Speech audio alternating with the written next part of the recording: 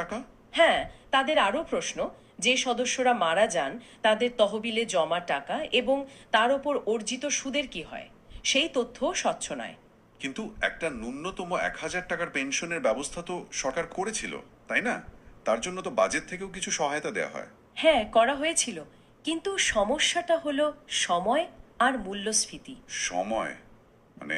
এই 1,000 টাকা ন্যূনতম পেনশনের সুপারিশটা এসেছিল 2010 সালের একটি বিশেষজ্ঞ কমিটির রিপোর্টে। 2010 সাল? হ্যাঁ, আর সেটা কার্যকর হতেই প্রায় 5 বছর লেগে যায়। পেনশনভোগীদের বক্তব্য হলো, আজ আমরা 2026 সালে দাঁড়িয়ে আছি।